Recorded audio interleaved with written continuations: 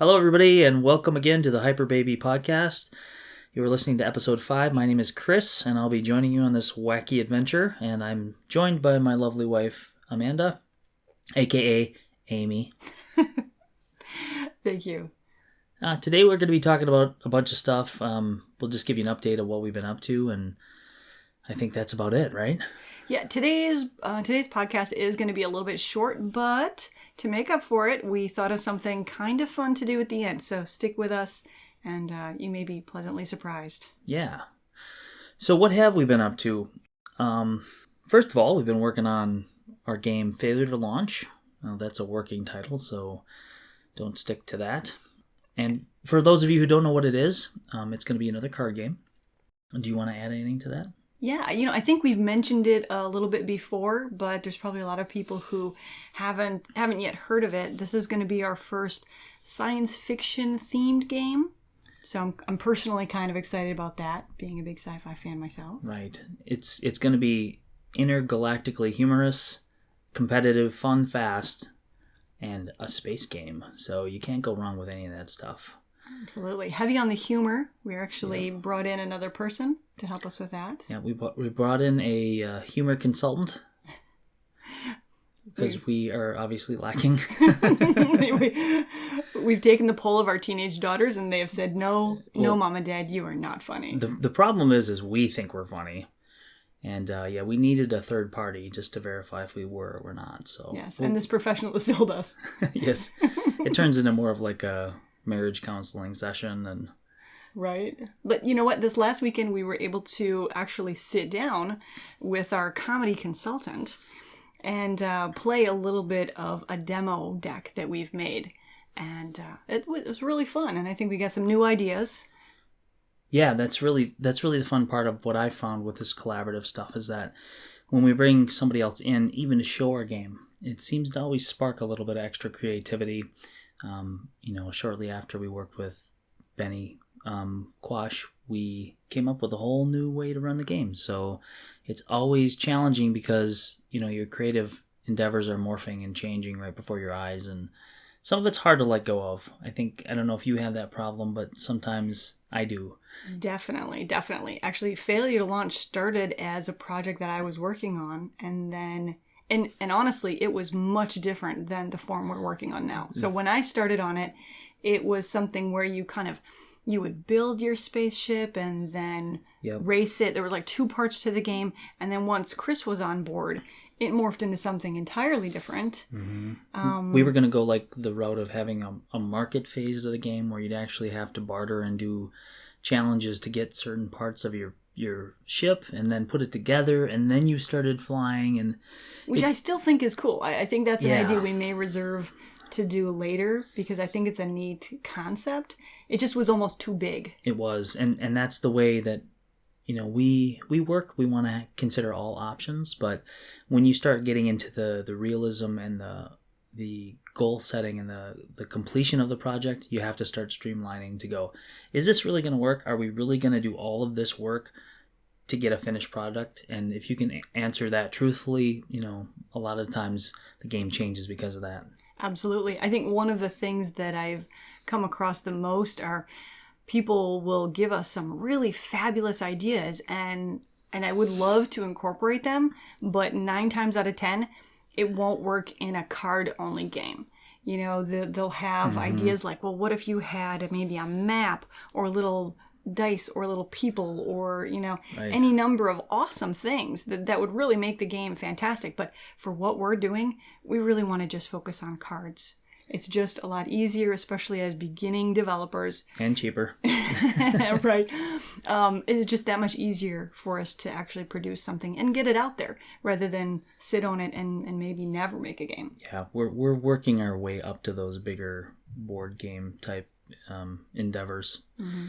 Someday. But like I was saying, just this last weekend, we actually sat down with our comedy consultant. We can actually say who we're working with. We're working with Benny Quash and Benny Quashnik, and he's been very helpful so far, and we are excited to see what the fruits of our labor will yield. So absolutely. We've actually seen Benny perform many times. Yes. He performs locally in Wisconsin, and as well as we're up in Minneapolis. Yep. Now's not a good time, but we would otherwise be promoting his gigs.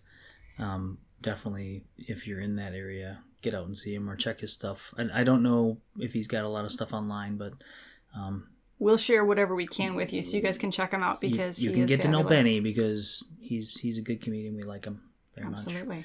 So that was our weekend. Yes, and we're also working on another project for Wheel of Cheese. Yep. A lot of you actually may be familiar with the project we just finished. Yeah, you may have had a part to play in it if you are a member of our Facebook page. First of all, we'd like to thank everybody who showed up to complete our adventure.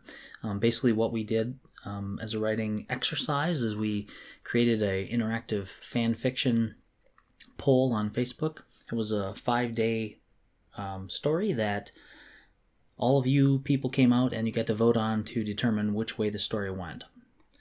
That was fabulous. I was really absolutely thrilled to see how many people interacted, talked about the story, shared it, hit the vote button, whatever it was you chose. It was really exciting to see people take part in something that we were creating. So thank you very much. We really thought it was great. Yep, and big props to our D&D coach, Aaron Matiszewski, for holding up his end of the bargain and completing his writing assignments and motivating us to complete ours because everybody has super busy schedules and it was difficult to do, but we're very proud of what we got as a result out of that. Yeah, for those of you who might not know, the story actually wasn't written ahead of time. Nope. So whatever you chose that night was what each of us had to write about. So we each had a day that we would write part of the story, and it would change based upon your vote. Yep, it was kind of a mad scramble at the end because I luckily was working like half a day at the time, so some of our day was spent working, and then later in the evening we'd spend it writing, and then we'd have to rush it over to the next person who was designated as the editor. And kind of it was kind of a all hands on deck calling to get the story to the best possible state of being in that short amount of time. I have to say I like to write in a flowery, verbose kind of way and just talk about my feelings. And our initial idea was to have about 700 words per day for the story, and my first draft was about, I think, between 15 and 1800 words. Yeah, so you were close to 2,000, I think. Luckily, my wife is very adept at wielding an axe, and she hacked off all the unneeded stuff for my story, and we got a really nice working day 3 out of it, which, everybody helped everybody. Part of that is like you really have to encourage, because you're taking the story that you envisioned and you're like, this is the best version of it. And then you're like, well, you only have 700 to 800 characters, so get rid of this, get rid of that. It's like writing it's like that scene in Three Amigos where they're sending the telegraph and they've only got like that's absolutely perfect. 10 pesos.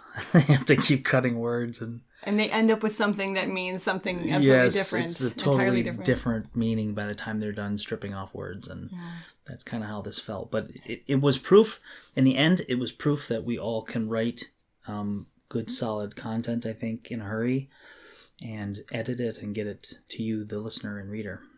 So I think that kind of leads me to, if you're not familiar, our Wheel of Cheese Adventures is the role-playing side of the Hyperbaby Productions. And you may not be certain, how does what we just did play into this role-playing stuff? Yeah, right. So we are building up to certified adventures that we want to publish. For those of you who aren't too familiar with Dungeons & Dragons, basically you have someone called the Dungeon Master who is kind of the ringleader that orchestrates the whole adventure. They need to know all the secrets, and they need to guide the players through the game. They have to know all the rules and everything. So the adventure comes to them in a booklet form, or obviously now in a digital form, and it gives them the premise of the adventure. And the Dungeon Master has to be very savvy and read through that information. And sometimes adventures can last, just to give you an idea of scope, Some of these adventures can last for weeks or longer, or some can be short and last you a couple hours.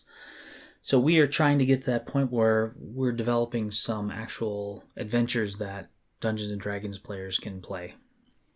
Absolutely. And our interactive fiction event was sort of to give you a taste, a little bit of what that's like if you've never done a role-playing game before. It gives you a little bit of a taste of that. And at the end of the day, we're all about bringing back the fun. So that's really, what we wanted to do, is to kind of help give you guys something fun to do. Yeah, as well. It's like an icebreaker to the genre. Absolutely. Because a choose your own adventure is a really rudimentary form of Dungeons and Dragons. It gives you Dungeons and Dragons gives you the freedom to choose basically anything you want to do, good or bad, and the choose your own adventure is just a kind of a precursor to that same format. Mm-hmm. Just a limited number of choices. Plus, it's fun. It's fun just to I think so. have some interaction and say in what you're reading. I think absolutely, and it is a lot of fun for us to write. So we are planning to do another one maybe next month. We'd like to continue doing these, and it sounds like you guys are interested in taking part again. So we're super excited about that. Hopefully, we're going to have, by the end of next week, we'll take the story that we did complete with you, the Lost at Skullcrush Mine. I'm planning to compile all the different days into one large story, so you can kind of read episode 1 front to back all together. Yeah, and maybe we'll have some of that additional content in there, so the stuff that we had to cut. We'll give the story a little more depth versus just being very bare bones. Yeah, due to size constraints. That's a good idea. I know both Chris and Aaron had a lot of stuff that when I was editing, I wish I could have kept in. So this will give us a chance to kind of give you guys the director's version. Is that what all the mad scientist laughter was about when you were doing it? Yes, that's exactly what the that's what that's about. No, she didn't do any of that. She's great.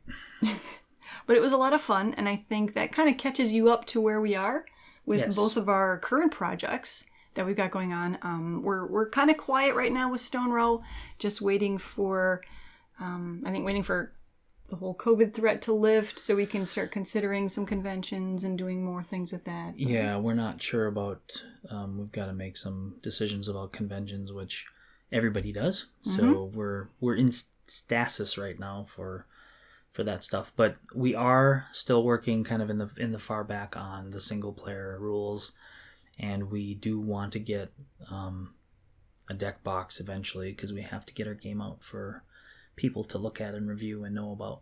So absolutely, and we want to get you guys something kind of pretty, right? Yeah. To hold in your hand. The clear plastic box, it'll do, but we want to have something a lot nicer for you guys. Yes. So hopefully we can have that situated by the end of the year is our broad goal. Hopefully sooner. But yeah, we'll have a nice deluxe version of Stone Row that you can probably purchase the deck box separately if you want, and we'll just mail it to you. But that's a whole, it sounds simple, but that's a whole involved thing that we've kind of been dragging our feet on because the timing just hasn't been right. So it'll happen. It will happen, and bear with us, and we thank you. So that about wraps up our short How Are We Doing Now part of the podcast. And as promised earlier, we are going to try to do something a little fun. Yes. For the end of this podcast. You want to tell them? I don't know. Do you want to tell them? I think you should do it. I don't know what it is we're doing. She just tells me last minute what we're doing. No, I'm just kidding. We are going to do a little read through of the adventure Lost at Skullcrush Mine. And we're going to do the very first day for you. And myself and Amy are going to voice act it, so we can play various parts in the story. It's just a little short read, and that's it. That's all it is. Yeah, it's a dramatic reading. A dramatic reading, right? Yes, it's so dramatic. So bear with us. It might be goofy, but it's a lot of fun for us. Yeah, we enjoy it. So you can at least have a good laugh at us. Absolutely. So thank you for joining us. If we don't get back to you, we'll see you next week. Yes. Take care and stay safe out there. On a sleepy Tuesday morning in the cozy mountain village of Strom, the innkeeper had just dropped bowls of steaming porridge in front of a pair of traveling adventurers, when the door to the inn flew wide. "Morning, Mayor Holbrook." The innkeeper waved one of his hands towards the table. "You be wanting the usual?" The mayor, hair tousled and red-eyed, didn't respond but went straight to the pegboard near the fireplace. With a loud slap, she stuck a piece of parchment to the jobs board and spun to face a quiet room.